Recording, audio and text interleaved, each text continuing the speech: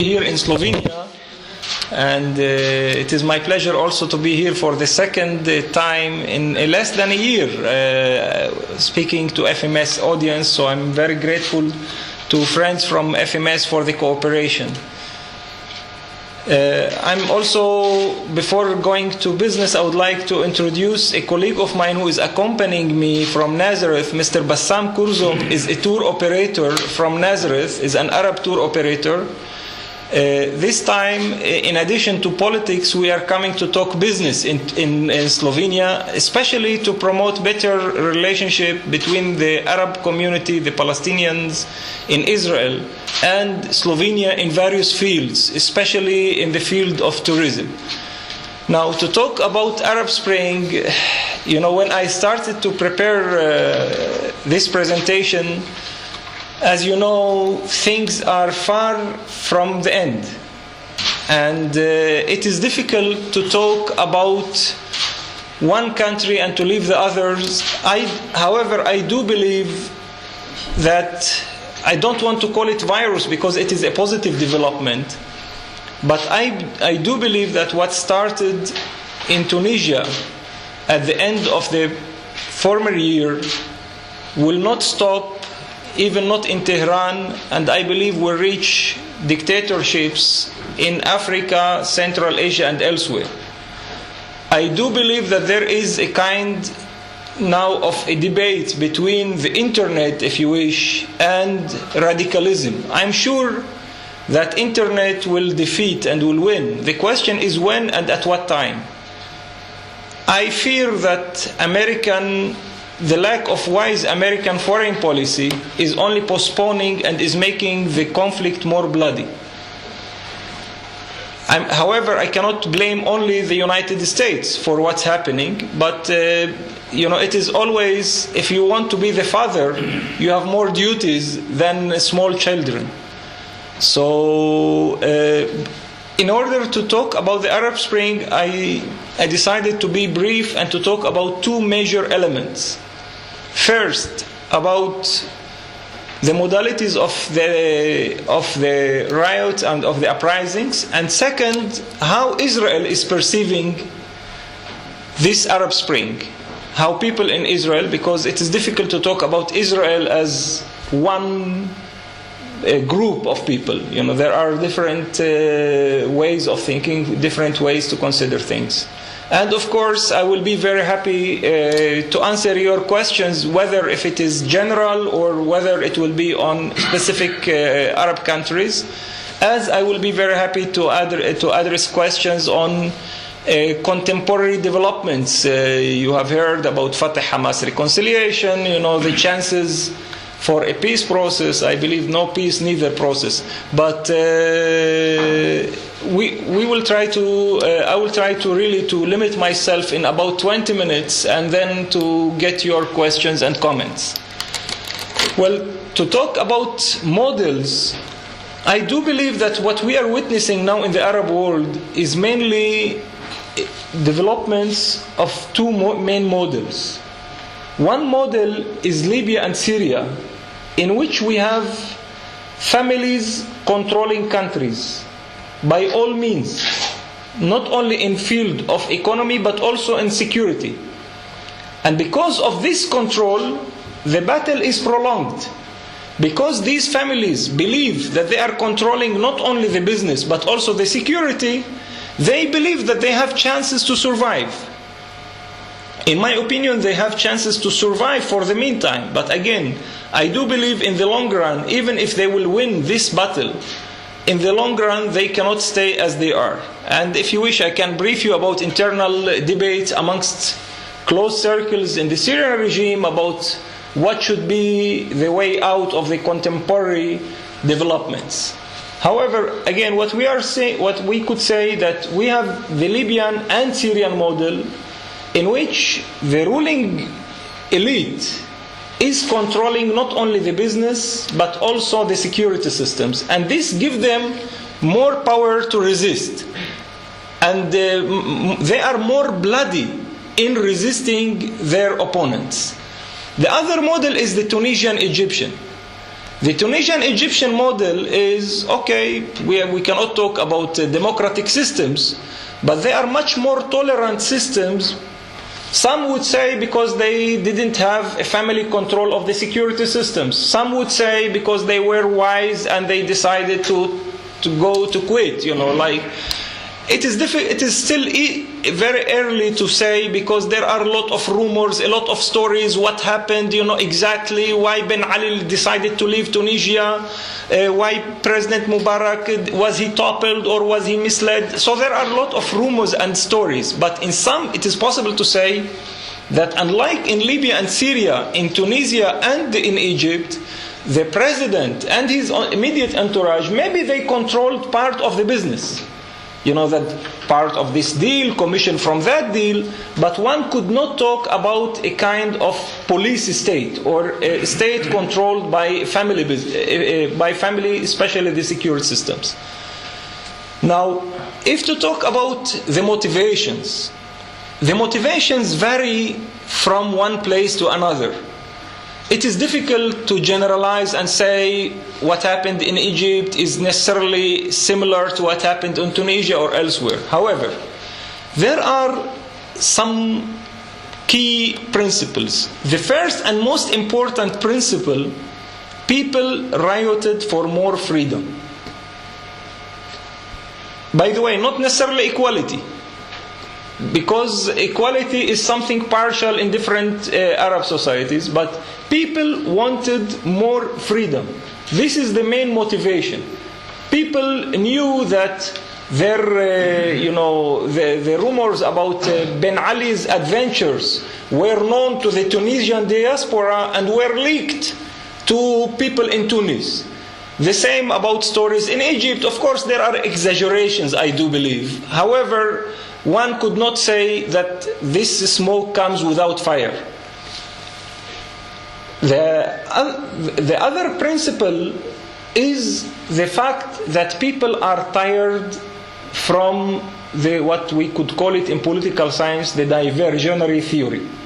Many times non-democratic regimes try to divert the attention of their local constituency to external threats or external problems. Now we have Israel, we have problem with Israel, so we have no time for freedom in Syria.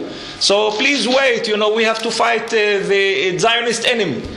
Or, there are a lot of, now things are boiling in Iraq, so calm down, So people who are watching TVs, people with internet era, they are fed up with the ongoing attempts of the regimes of diversionary theories.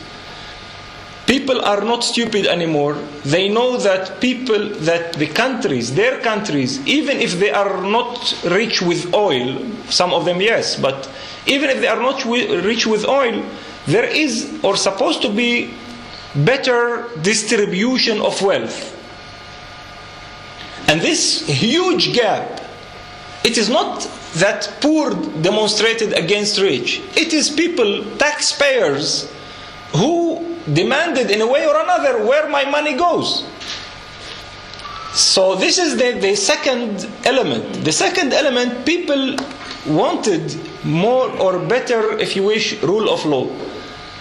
The third motivation for the spring is that people, and I believe that here it is quite interesting, all revolution in communication. No doubt that one could talk about hours, about the internet, about Al Jazeera, although that Al Jazeera is quite a tricky tool. Al Jazeera is advancing liberation of everybody but not of the Qataris. Good, but not for the Qataris.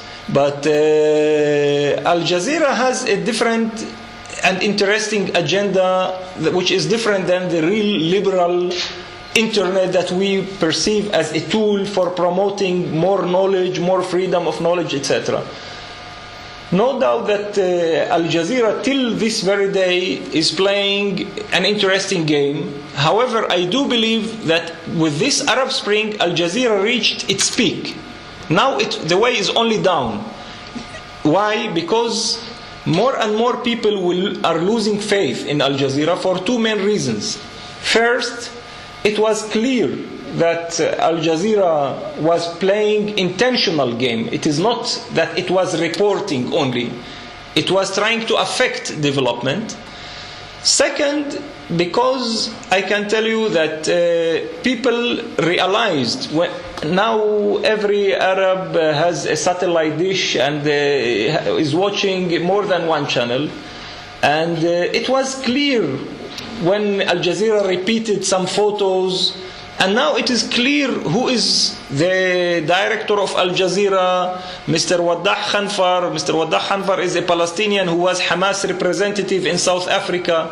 It is clear why Al Jazeera revealed embarrassing documents against President Abbas. It is clear why Al Jazeera fought in the past the Egyptian regime, it fought the Jordanian regime, it fought the Tunisian regime. It is, again, I'm not coming to say that these regimes are innocent and white and one has not to criticize them. But if you are for freedom, I would appreciate that they will call for equality in Qatar. This is their test. You see, this is, by the way, what I was telling some Arab compatriots from Israel who were visiting Assad. I said that if I will visit Assad and praise him, I have no right to criticize Netanyahu. So either I'm a human rights activist or not. I cannot be halfway. So in sum, I could say that there are, again, different other motives for developments that are unique to different countries. Like the situation in Yemen is very extremely complicated. And it is much different. We cannot compare, for instance, what's happening in Yemen to what happened in Egypt. In Egypt also, despite this monster that Israel is trying to create, Muslim Brotherhood, Muslim Brotherhood. The Muslim Brotherhood, where was the Muslim Brotherhood?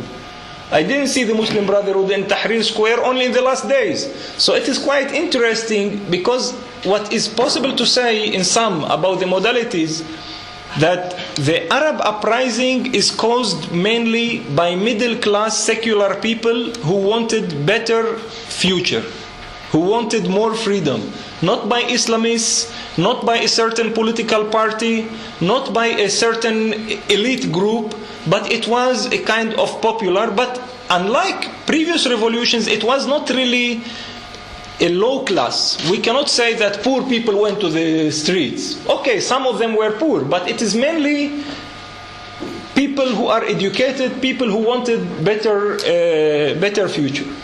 Now, how Israel perceive these developments? There are tough disputes amongst key Israeli circles how to perceive these developments. The vast majority is frightened. Is frightened.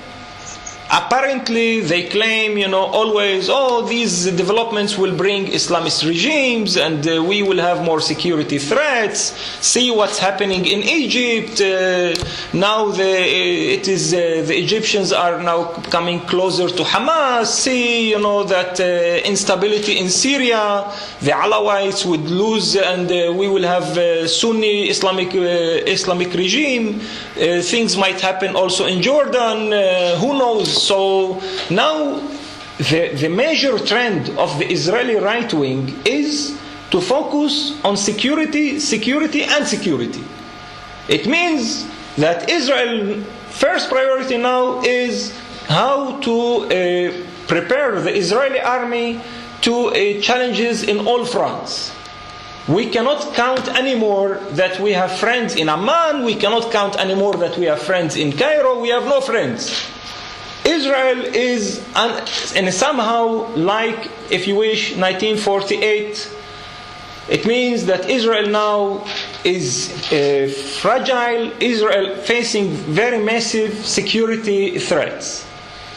So this is the public argument. I do believe that in addition to this public argument, those who are frightened from the developments in the Arab countries, they are not happy from two additional calculations. The first calculation, the developments in the Arab country are making Israel losing its uniqueness. Israel for decades marketed itself the only democracy in the Middle East. Now with the developments in the Arab countries, it is difficult to Israel to continue making this argument. So it is difficult to be the only spoiled child in the region. So there are other children who should be taken care. So this is a serious challenge that some Israelis are not happy with. Some Israelis are not happy that there are other democracies who could compete with them, on friendship with the Western countries, and who could even argue that we are now becoming not less democratic than Israel, taking into consideration that Israel is far from being a liberal democracy. There are at least 27 discriminatory laws in Israel. If not to talk about other legislations and regulations, we will not finish today. But so this is one aspect. Another aspect is that for Israel, it is better or easier to deal with dictators. Why? With dictator, I can reach a deal easily. With people who are, even if not democratically elected, who have to take into consideration their constituencies, they will put more conditions for any deal with Israel. See, for instance, the so-called gas deal between Egypt and Israel. I can tell you, whoever will be the ruler of Egypt, he will sell the gas for a higher price. He cannot, even if he's convinced, he cannot sell the gas for the same price that the former regime sold it. Even if he wish, even if the gas will be for free, he will have, for political reasons, to sell it for more. See now the challenge faced with Jordan. Jordan now already for 3 years with no ambassador in Israel. And for sure now in these circumstances, Jordan will not even consider naming an ambassador in Israel. So therefore there is this kind of, that Israel is feeling that it is not only a security threat, it is much beyond that. But of course they have difficulty to talk about it publicly. Why? It is embarrassing, because it would be something, it would be as if talking against what you are saying. So people all say, oh, we want democracy, etc. But of course, I can tell you now, Israel was and will be, Israel was the last country in the world to defend President Mubarak personally. Not Egypt, not the Egyptian regime. Why? But in this way, they killed Mubarak politically, as they are now killing Assad. I know what the message is going out of Tel Aviv. Assad is a clear ally of Israel, regardless what you want to say or not. So, but since 73 till nowadays, nobody opened fire on Israel from the Golan Heights. It is a fact. So, and if he wanted to fight Israel, he was fighting till the last Lebanese civilian. So, as many countries fought Israel till the last Palestinian child. So this is one school. Another school, which is unfortunately a small school, but it is growing in Israel, is the school which says that this is an opportunity for Israel. It is a golden opportunity for Israel even to try to make our own reflection on our own policies towards our neighbors. Now with some kind of improving regime towards democracy. Again, we cannot talk yet about real democratic regimes. But Israel could use it as an opportunity to open some good friendships with new segments. Israel could argue that it is not a friend of the regime, it is a friend of the people. And Israel might have opportunity, because now there are three major developments that could work in Israel's favor. First, in the vast majority of the anti-regime demonstrations in the Arab world, Israel was not mentioned. For the first time maybe. Because in most Arab demonstrations, Israeli flag is burned, people are chanting against Israel. But this time, people have no time for Israel. So it is not a player. especially at least not in the negative sense. Second, as you could see in the media, unfortunately, some regimes, especially in Libya, Syria, and partially in Yemen, they were more brutal to their people than Israel is to the Palestinians. It is very sad to say that loudly. But this is in 3 years of the first Intifada, the total number of Palestinians killed was about 600. Now the reports coming from Syria in less than 2 months, we are talking about 900. Not to talk about what's happening in Libya, not to talk about Yemen. So it is quite embarrassing.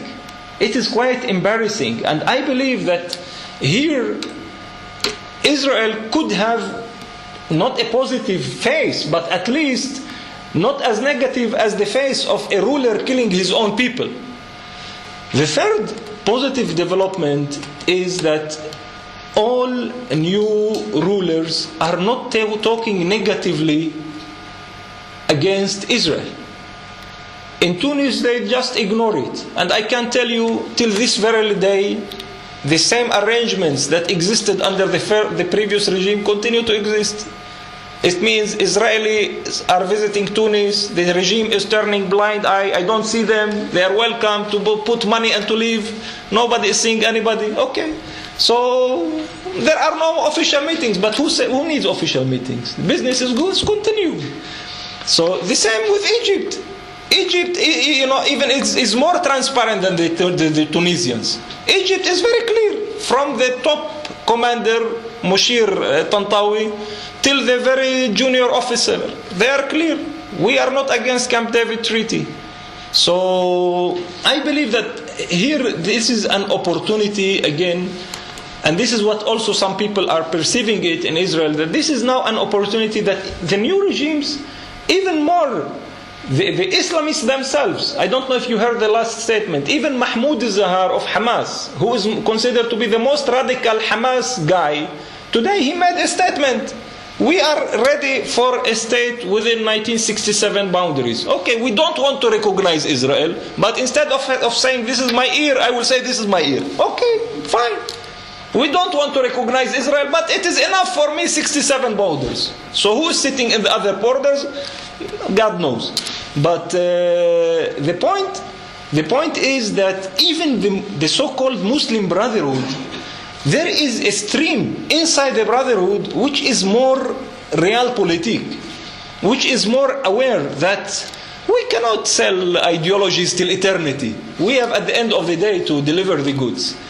So in sum, I could say that unfortunately, in Israel, the most vocal stream still of the right wing. The right wing, especially the radical right, led by Prime Minister Netanyahu and the Foreign Affairs Minister Avigdor Lieberman, which argue that the Arabs are security threat. I have doubts how Israel will succeed to cope with all these threats. If they are, first, I'm not sure that these are threats, and second, I'm not sure that Israel will be capable to deal with these threats. But I can tell you what is promising is that there is a good growth in the number of those who are arguing that one has to wait and to consider things seriously. But unfortunately now, Israel is living in a turmoil, not only because of what's happening in the Arab countries, but also because of what's happening in the Palestinian arena, mainly the expected so-called statehood issue of September. It is a serious challenge to Israel, and many Israelis are also don't know how to deal with it, and the vast majority led by the radical right continue to argue of making efforts to undermine the Palestinian efforts for what they call it to be unilateral, getting recognition for a unilaterally declared state. By the way, this reflects lack of understanding, of Israeli understanding to what the Palestinians want, because the Palestinians are really not interested in more declarations, but they want more kind of real state. However, now the main battle, in my opinion, is Israel-United States. Now it seems that the problem is becoming more and more personal between Prime Minister Netanyahu and President Barack Obama. It seems that for Prime Minister Netanyahu, he wants to get rid of Obama. And as such, it was not of no surprise that this is the first time that Prime Minister Netanyahu goes to Washington. Instead of arranging the visit first to the White House and then to the Congress, he arranged his speech with the Congress, which imposed on the president a meeting with with Netanyahu. So it was a clear game that now there is, if you wish, lack of confidence, which started already 2 years when the Israelis didn't keep the promise to the Americans about the issue of settlements. And if you know, there were 2 major incidents in which the Americans were extremely embarrassed. The first, when US Vice President was visiting Israel, and Israel announced a new settlement project in Jerusalem. And the second, when Netanyahu himself was meeting Obama and another settlement project was ratified. So it means, okay, we can talk, but we will do whatever we want. And yesterday, to conclude, Minister of Foreign Affairs Avigdor Lieberman met the foreign ambassadors accredited in Israel and told them, guys, listen, you want us to talk peace? No problem. We will talk peace. But you have to know something. We will not freeze settlements. Not for 3 months. Not for 3 weeks. Not for 3 days. And you know what? Not for 3 hours. So, again, to conclude, I can tell you, in my opinion, the Arab Spring is an opportunity not only for the Arabs. It could be an opportunity for Israel and even for the international community. I believe the Arab Spring is a beginning of a very positive snowball that will not stop soon. I believe that this snowball will go worldwide. I do hope, as Israeli citizen, by the way, as I am proud to be Palestinian, I'm proud to be Christian, I'm also proud to be Israeli citizen, with all my reservations, on the racist legislation. But as Israeli citizen, I wish that my state will use this opportunity and will stop putting its hand in the sand and causing us to live in more and more turmoils. I do believe that Europe, including small member states like Slovenia, have a role to play. Have a role to play to be good friends of Israel. I want Europe not to be one-sided, not to be pro-Palestinian, not to be pro-Israeli, but to be pro-justice and peace. And a good friend of Israel will advise it to be a good member of the Middle East. If Israel wants to survive, it has to coexist with understanding to its neighbors. And I believe that nowadays it is one of the best moments to promote that, and with the help of some European friends.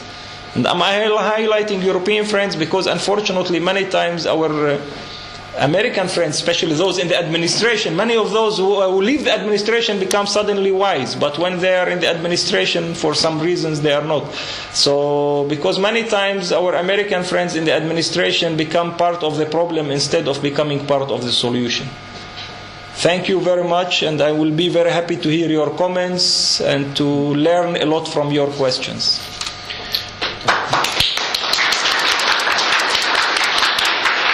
Thank you, Mr. Abunassar.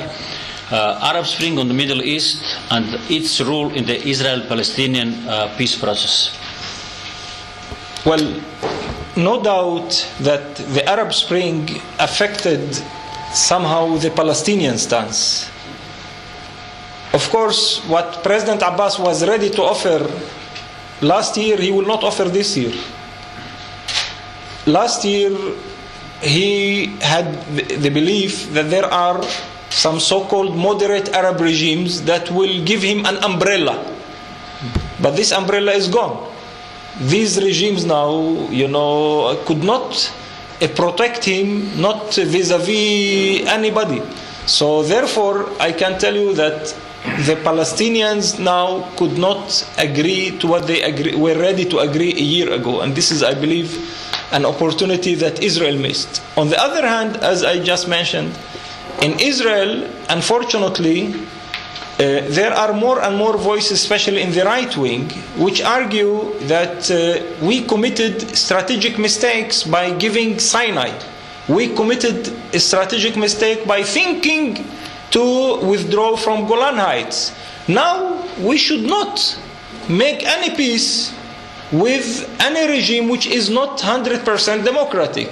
And it means, by the way, that they don't want to make peace at all, because it is difficult to argue what is 100% democratic. So, therefore, unfortunately, in the short run, the impact is negative. However, in my opinion, in the long run, especially if more and more Israelis will reflect truly on what's happening in the Arab Spring, I believe that it would be positive. Why? Because it is better for a country like Israel to make peace using these developments in the Arab world rather than to continue in a state of war with regimes that maybe now the Islamists are there, but who has a guarantee that they won't come? And who have a guarantee, that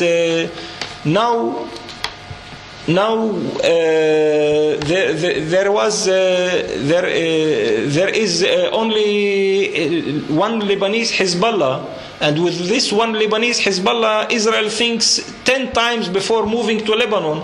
So who says that if there will be really unstable regime in the Arab world, there will be some others? Now having arms, it is not a big deal. Smugglers are making a lot of money out of it. So therefore, my point, I believe that in the long run, if Israel will be wise, and if there will be really active American leadership, and of course some Arab leadership, because I'm sorry to be frank, that also we need here an active Arab role. It is not enough to come and to blame America, Israel, Europe. We have also to blame ourselves for not talking to the Israeli constituency. I do believe that Israel is ruled by 5 categories: generals, rabbis, businessmen, journalists, and mayors. We as Arabs, we failed to talk to them. We have to talk to those in order to isolate the Israeli leaders who believe that war is less expensive than peace. What is your comment on Hamas-Fatah agreement? Well, I call it an Arab traditional marriage. What is an Arab traditional marriage? An Arab traditional marriage, it is a business deal. It is not a love story. Sometimes some of these business deals develop to be love stories. Sometimes, not always. I do hope that this time it will develop to a love story, not to a divorce. This time things are different than previous times. It is not that Hamas and Fatah suddenly love each other. They hate each other. And there are 2 major obstacles for a deal to remain. The first obstacle is mentality. The 2 were grown up to one color, one party system. They don't understand what pluralism means. It is strange for them. So it is either me or him. It is difficult to coexist. It is like someone single who reaches the age of 60 and suddenly getting married. It is difficult to have someone in the house with him. But this is the case. The second challenge is that nowadays we don't have charismatic leadership. These 2 movements are subjected to regional and international pressures. We don't have Yasser Arafat, we don't have Sheikh Ahmed Yassin, who were charismatic enough to make their own decisions. The leaders now are leaders, but if you wish, I could say it is medium minus. It is not even medium plus. So, but on the other hand, there are some positive developments. First, there is now a very systematic Egyptian regime which makes no discount to anybody. And this firm approach was very clear in the last few weeks. Second, the developments in Syria contributed significantly to Hamas calculations that they might find themselves in an uneasy situation if the Syrian regime collapses. It is not sure that there is necessarily another Arab country that would welcome them. Third, another important development, similarly, but again, one could not compare 100%, also in Palestine. People are calling for third intifada. Nobody is demonstrating against Israel now. Only in the areas where is the settlement and the walls. Why? People are tired. People are aware of the corruption stories. People are aware that these leadership, not only of Fatah, leadership of Hamas is sitting in Gaza for 4 years. What they did to the people? Diversionary theory. Oh, it's not us, it is Israel. It's not us, it is Egypt. Come on. Come on. How much people could believe lies? The same, Fatah, we are revolutionary. Okay, Habib, into revolutionary. What after? What next? What you bring to the Palestinians in the last 10 years? You have negotiated, we say in Arabic, تتحمي, we are smashing water. Okay. Come on. So, people are fed up. People fed up, and I tell you, when people started to call, especially in this Facebook, against this Palestinian split, Hamas was surprised that the demonstrations in Gaza recruited more people than in the West Bank. Of course, the people were chanting, we want unity, but Hamas are not stupid. These people who want unity, it means we don't want Hamas. We want unity, but we don't dare to say we don't want Hamas. Okay? So, therefore, these calculations now are bringing some hope for better future. And one final remark that one has to not to forget, that Europe and America, I'm not saying are suddenly becoming wise, but are wiser than in 2006. In 2006, immediately they adopted the Israeli stance. No. If you don't recognize Israel, we don't talk to you. If you don't renounce terror, we don't talk to you. If you don't recognize previous agreements, we don't talk to you. But does Israel renounce terror? Does Israel recognize all Palestinian factions? Like Netanyahu says, Abbas has to choose between Hamas and us.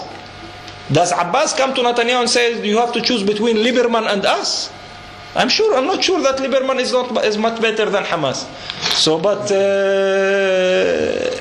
again, the point is that Israel, or the Israeli right, is losing support internationally. Even the Americans, when there was the reconciliation deal, they didn't react firmly. They said, we want to study, we want to examine, and I think it is a wise approach. Unlike the Congress, which is now, some senators scream, we should freeze assets, etc. Again, I do believe that this reconciliation is a golden opportunity for all. I believe that the Palestinian-Israeli conflict is the core of stability in the Middle East. And this reconciliation, believe me, it is a trap to Hamas. It is also a trap to Fatah. But it is also a trap to Hamas.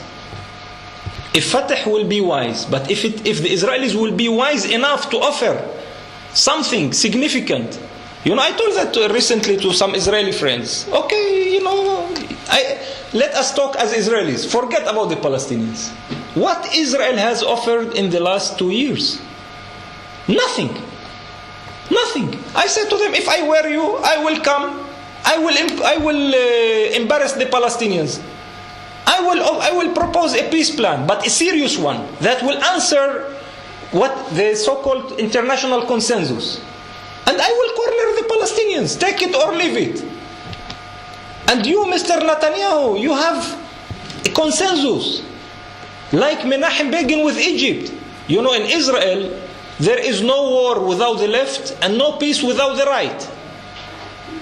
You see? And now we want peace. So the right is in power.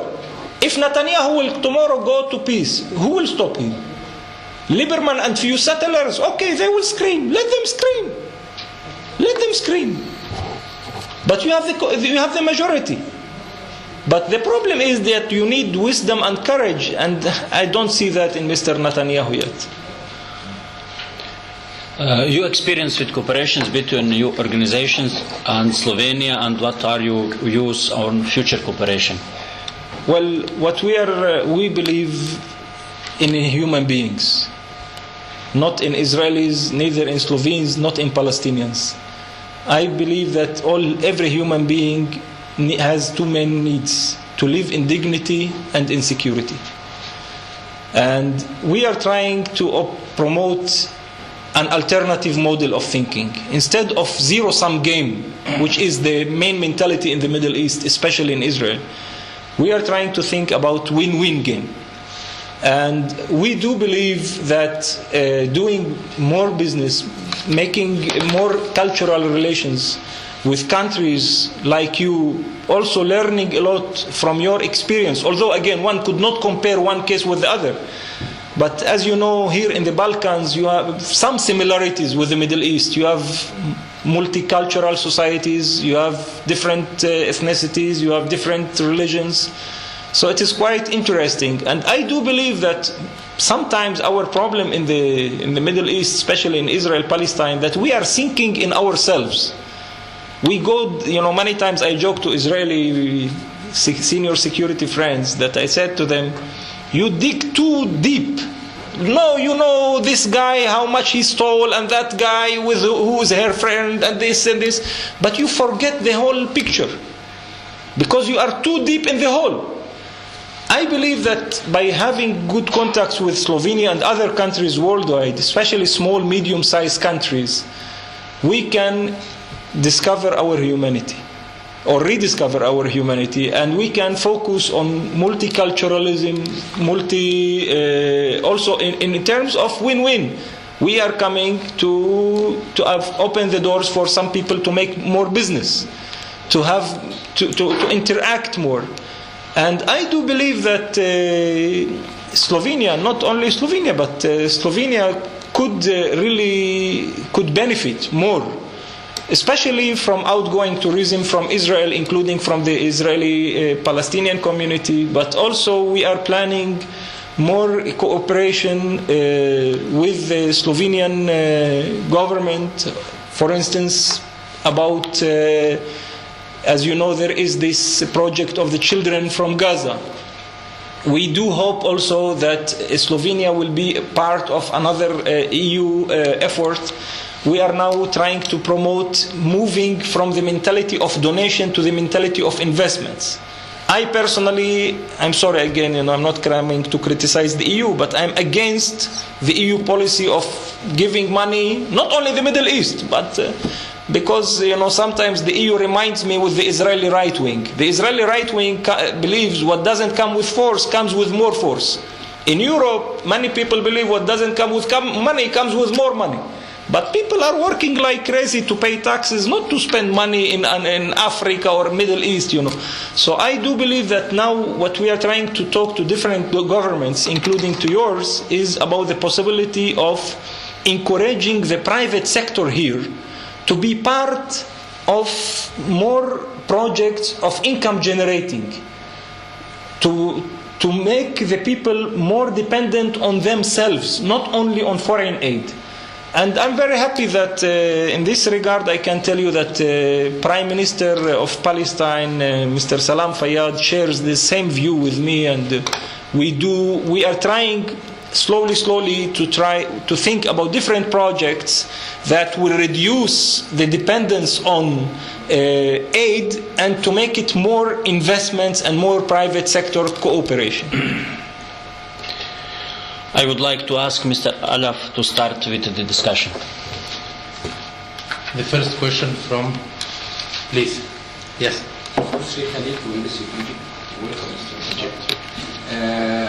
You answered most of my question. Thank you for that. I had one more question.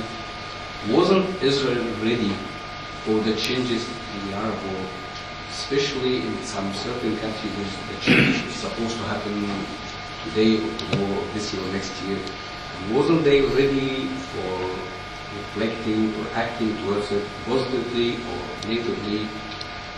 As an example, like in Egypt, as it was saying that it might be some inheritance system like that. Wasn't they ready for if it failed or succeed?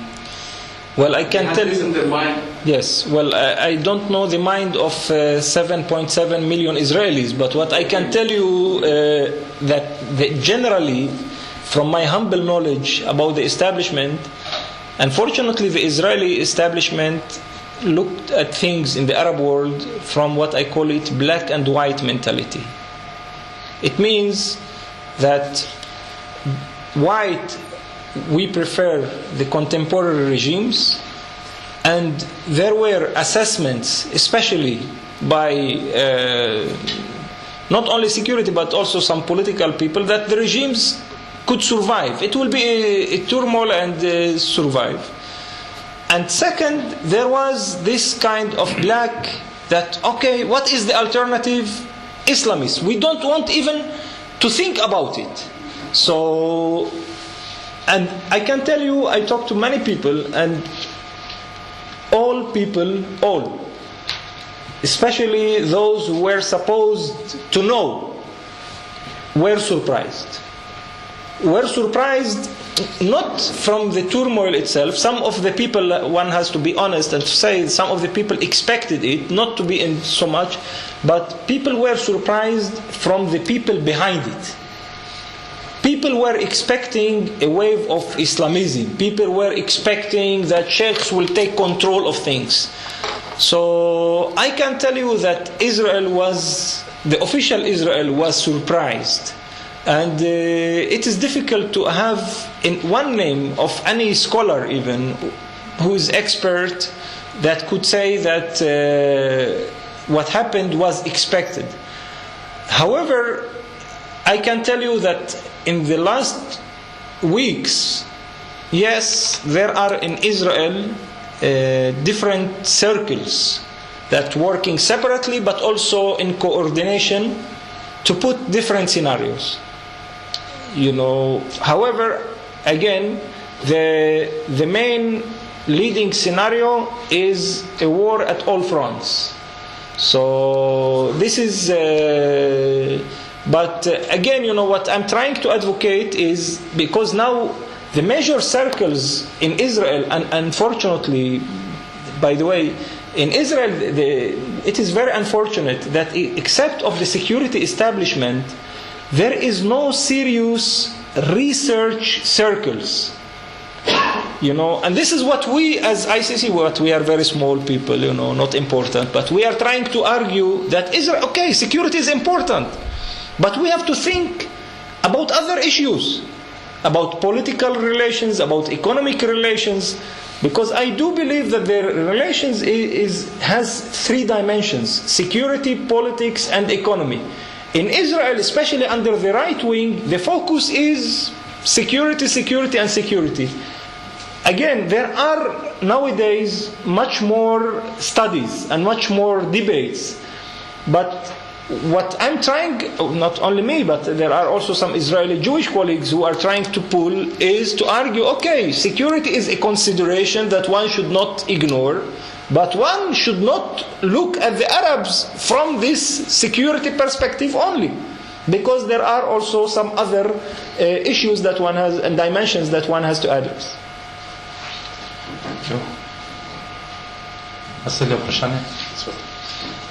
I have two questions.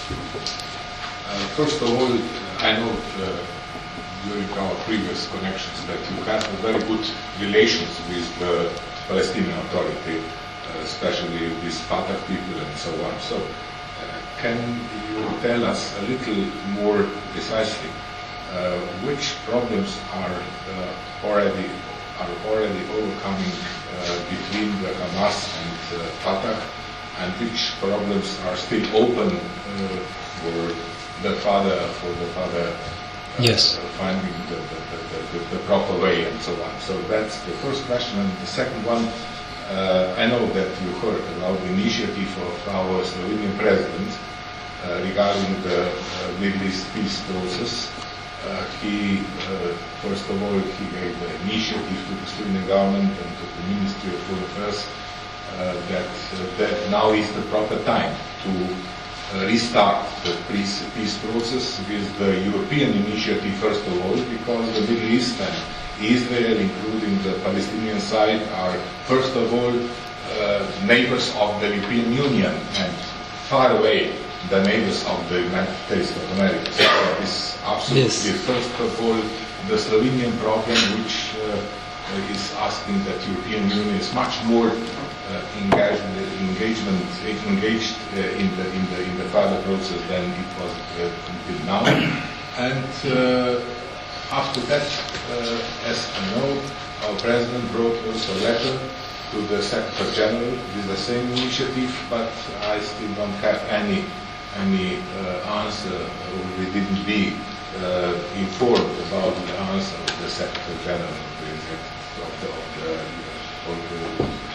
the United Nations. So, if you have maybe some new information regarding those questions, I'm looking Yes. Well, let me start with the second by telling you that I was honored this morning to meet President Turk and to discuss different ideas and mechanisms and ways to promote things. Because of ethical reasons, I cannot go into the details because it was a meeting with His Excellency the President of the Republic, but I can tell you that you know the general guidelines.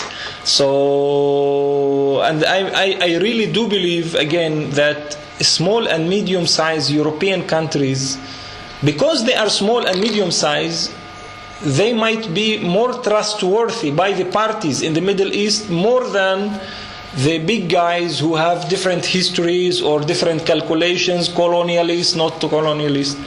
And I really do believe that with some kind of marketing and towards first other European member states, I believe the so-called Slovenian initiative would have good chances, let me say. I cannot say excellent chances because unfortunately with the current Israeli government, even Israeli initiatives have no excellent chances.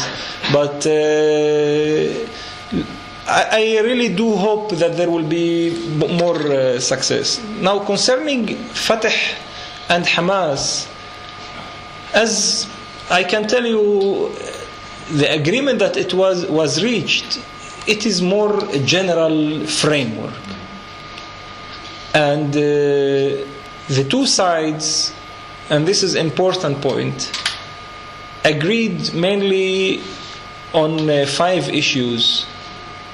But we made, I can tell you, in our think tank, we made a brainstorming about this agreement, and we found that there is at least 54 questions which are open, and each of these questions could be a nuclear bomb. Nuclear bomb that will not only bomb the agreement, would bomb entire Palestine and probably would affect some neighboring countries as well. We do hope that these bombs and these questions will be dismantled with Egyptian wisdom, with help of other Arab players, but also and mainly with Palestinians. I do believe that one should not underestimate Egypt, but one should not also overestimate Egypt.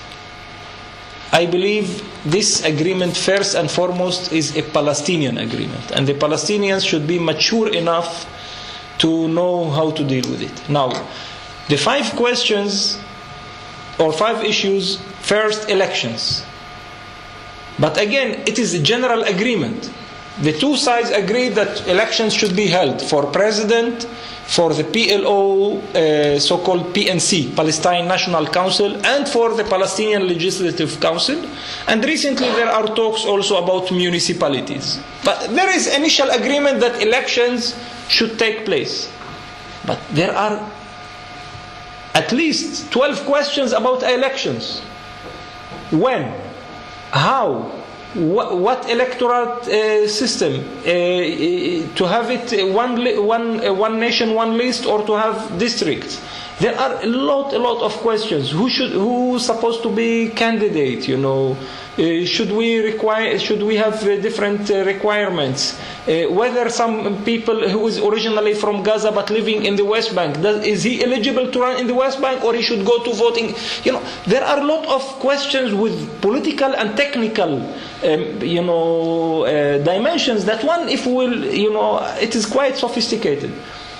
The second issue is the whole issue of the reforming of the PLO. Okay, it is nice words, that all of us, we want reforms. But how to reform the PLO? What about the Palestinian diaspora?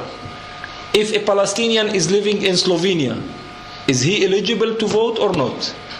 So there are a lot, again, of technical and political questions that that it is very quite, there is a joke about the Palestinian issue, not only but about the Israeli-Palestinian conflict.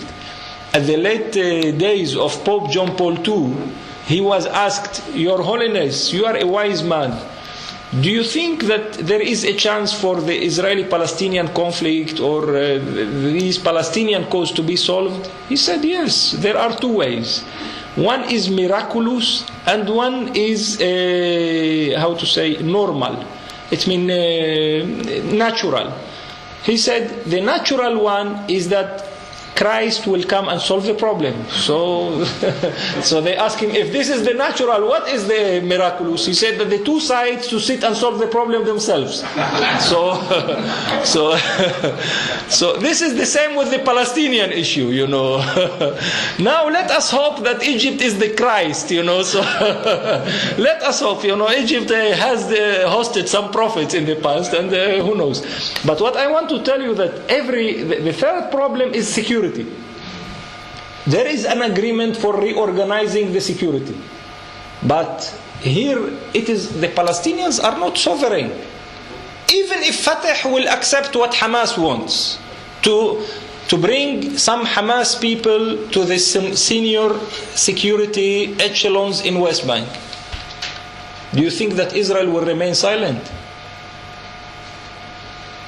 And if Israel will remain silent, it would say, okay, I want to stop security coordination. And if they want to speak, they might arrest. And if not, if they want to be ugly, they might kill. And if they would kill, everything will be going to hell. So there are a lot of open, and again, there is this agreement on the so-called reconciliation. It means how to try to solve the impacts of the fighting between the two factions. In Gaza, tens of people were killed in very ugly bloodshed. Here, I can tell you, we are living in a tribal society. Even if Fatah and Hamas reconcile, who is Fatah to decide on my behalf that my brother was killed by Hamas man, that I will forgive Hamas? And tribes are not naked. They, weapons is a kind, sometimes grow in the tree in the Middle East. So the fifth issue is the whole issue of the talks with Israel. There is an agreement that the government will be in charge of daily issues, etc. But it is very easy to say, and the PLO to be in charge of talks with Israel. Here we have a lot of tricky issues. For instance, whether the government is authorized to coordinate with Israel, because it is supposed to be in charge of daily issues.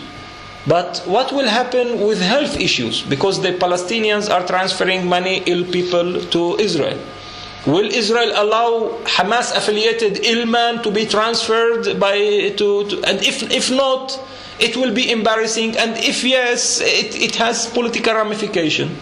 If we are talking about education, about sewage, about water, about electricity, and on the other hand, the talks with Israel, the PLO supposed to have authorization of 1 year from Hamas to talk to Israel. But if Mr. Abbas tomorrow will come and reach a deal with Israel on the refugees, and I'm sure whatever deal will come, the Palestinians will have to make a certain concession. I'm not sure that Hamas will accept. So again, I cannot authorize you to be my lawyer, but tell you, listen, don't sign this or don't sign that. So it is an agreement that it is, if you wish, it is a Swiss cheese. But let us hope that it will be tasty, and let us hope, as I told you again, that this Arab marriage, which started as a business deal, will develop slowly to a love story. Thank you. Next question, please. Yes. Yes, I'm saying from Korean because I have 2 questions for you.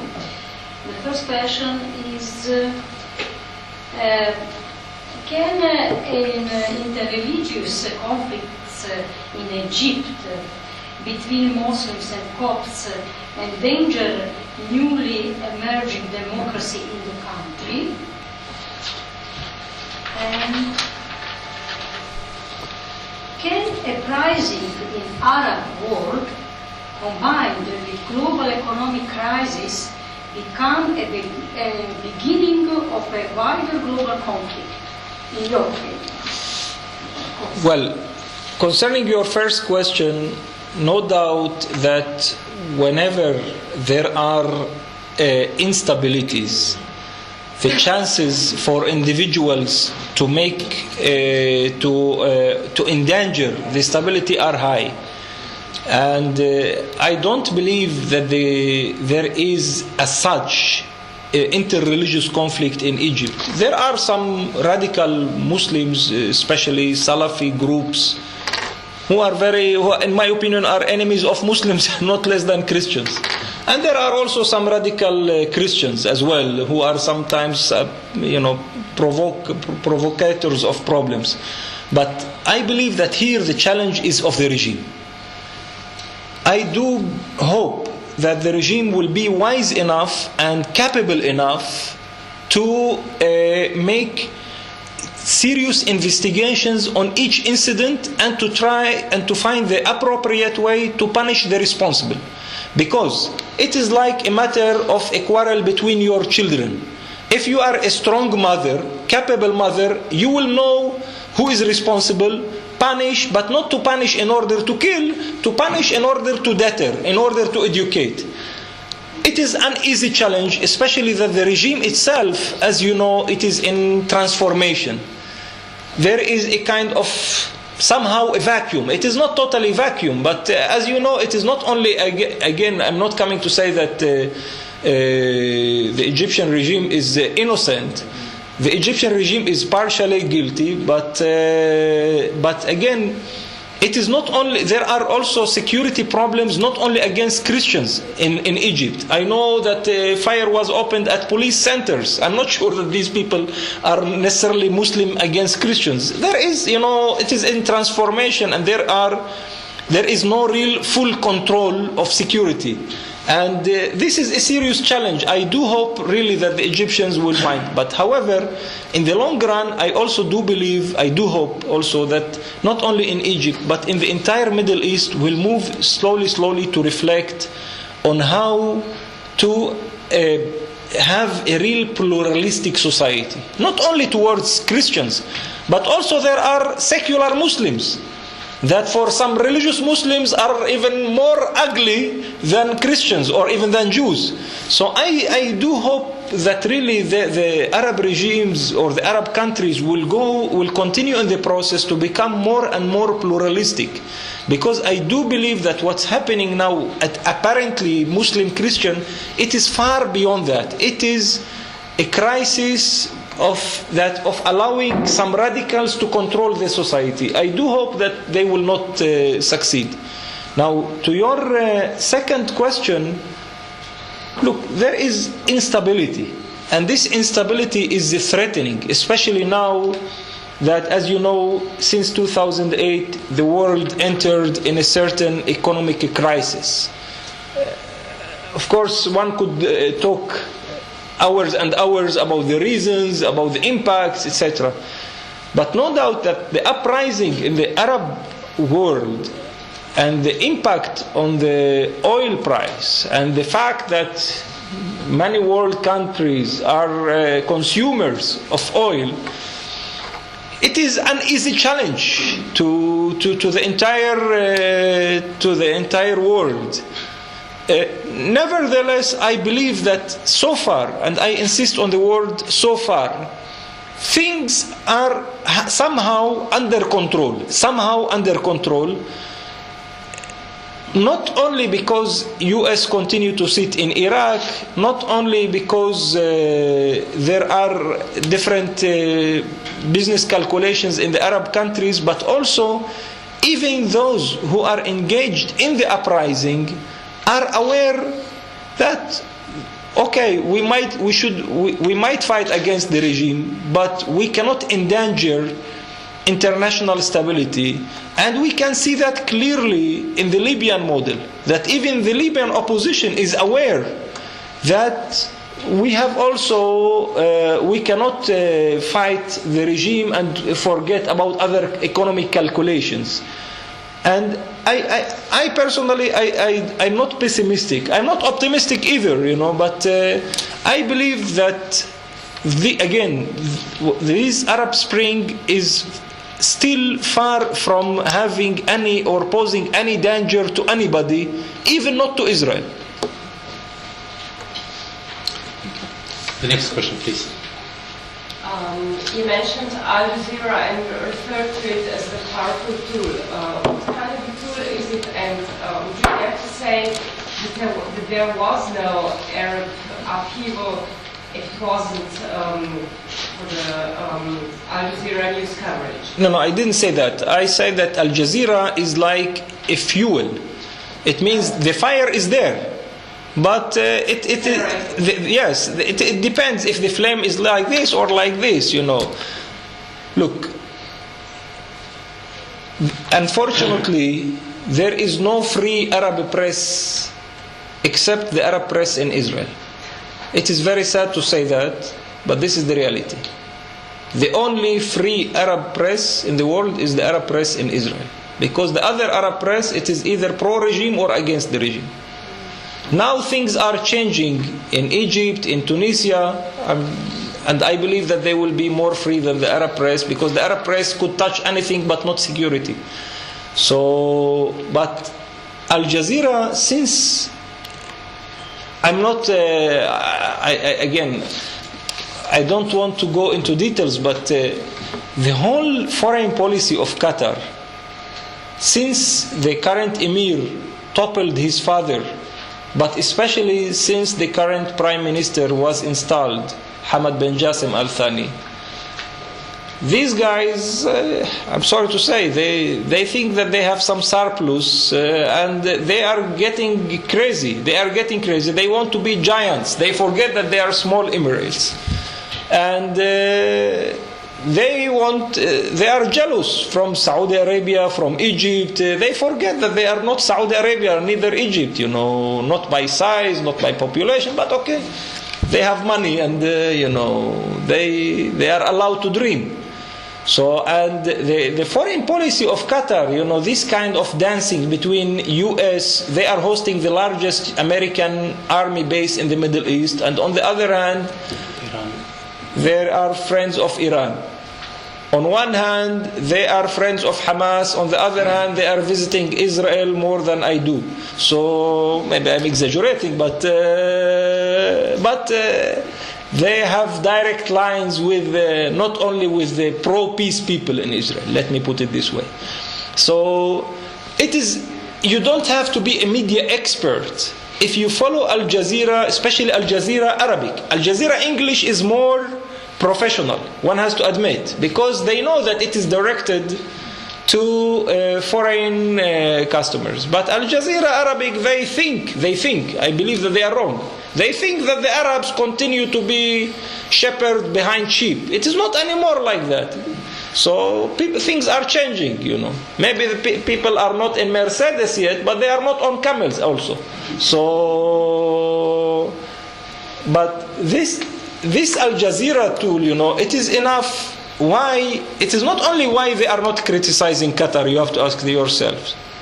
Why suddenly they are with regime X, and in one day later, if they reconcile with it, this regime doesn't appear in the news, or if yes, only in good terms.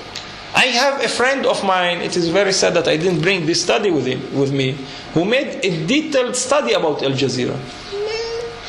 It is very clear that it is a tool, it is not a real free Arab press. Unfortunately, its competitors are also not free.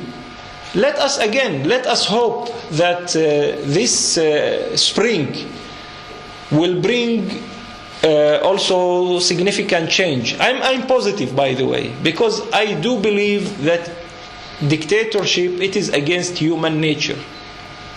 I believe that this Arab Spring will reach at some stage even North Korea. But again, we need time and efforts. I wanted to ask one, we forgot for a while the Iraq. Yes. How it is connected with all these questions? I think that somehow it is the logical consequences of the Iraq war, the Iraq situation. Well, no doubt that it has indirect linkage, in my opinion, not direct linkage. The indirect linkage could be summarized in two main points. The first point, that the American ongoing presence in Iraq, it was considered by the Arab peoples as a humiliation to all Arabs. That these Arab regimes are cooperating either silently, passively, actively, whatever, with this American humiliation. So, and of course, I am, as ordinary citizen in Egypt, I cannot go to fight America in Iraq. Maybe some people did, you see, but few people. But I will scream and say to Mr. President, enough is enough. We are people with dignity. We cannot accept that. Another indirect linkage, in my opinion, is that one has to admit that slowly pluralism started to grow in Iraq. Of course, we wanted it to be better pluralism, based on real democracy, not on bloodshed and on sectarian calculations, etc. But I do believe that this kind of partial positive dimension of having more and more pluralistic society contributed in a way or another to the discourse or to the thinking in some Arab countries. But again, I do believe that Iraq as such and the Iraqi issue didn't play a direct role in the uprising. Nevertheless, I do believe that now also this Arab uprising is embarrassing the American occupation of Iraq, because slowly Iraq could not remain a puppet state or rulers who are receiving instructions, but it should develop. But again, unfortunately nowadays Iraq is far from being ruled by Iraqis. It is Iran and the United States and some gangsters. Let us hope that the Iraqi people will find its way to really to resume its leadership to its own nation.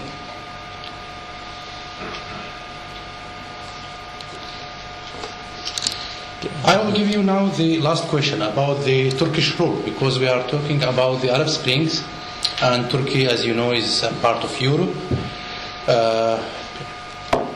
As you see, during the Libyan crisis, Erdogan I think twice, and later he recognized the uprisers there. And now regarding Syria, we know now they have the elections in Turkey, and this is for internal market. Do you think that Turkey will play their role as a mediator between now, let's say, between Hamas and Israel? I believe that one has to be frank again. The Turks missed an opportunity to remain a kind of with good terms with Israel. I believe that they went a little bit too far with Israel. Again, I'm not blaming only them, because I believe that the Israelis committed fatal mistakes in treating the Turks by all means, and not only this incident of this low chair with the ambassador of Turkey in Tel Aviv, if you are aware of it, you know. Yeah. But I do believe that now, unfortunately, in Israel, nobody see, even the most moderate Israelis, nobody believes that Turkey is an honest broker. So, however, Turkey is a sample for many Arabs now who argue that if we have to choose, we don't want the Ayatollah model of Iran, we want the model of Erdogan in Ankara. So it is a kind of model that Arabs are imitating, and recently you can see that in many circles. Now, Turkey is hesitating because on one hand, it has some good terms with some regimes, like as you mentioned, you know, Erdogan was one of the last to call Gaddafi to leave, because he hesitated a lot. But simultaneously, Turkey wants also not to be bold, not to be pro-regime. It cannot play the same game as Russia and China. Russia and China, they are playing business. The Arab world could go to hell. The most important that our deal is to remain. If it is Gaddafi, not Gaddafi, we are silent. We don't care. 1,000 killed, they could be killed 10,000. No problem. The most important business to continue. So Turkey is in an embarrassing situation. It is somehow between Europe and the East. On one hand, it wants to be Europe, it wants to promote people right for uprising, etc. But on the other hand, it has some. So it is in a delicate situation. But I'm really positive that Turkey is and will continue to be a major player in the Middle East. Thank you very much. Mm-hmm. I hope you enjoyed this lecture and discussion as much as I did. I would like to thank Mr. Radia Abunassar for his contribution to better understanding of the situations in the Middle East. At the end, I would like to invite you all to the next lecture, which will take place on 6th of June. Our guest will be Dr. Rohan Pereira, President of International Law Commission of United Nations. His lecture will be entitled United Nations Initiatives to Combat Terrorism, the Legal and Political Dimensions. Welcome. Thank you. Vala.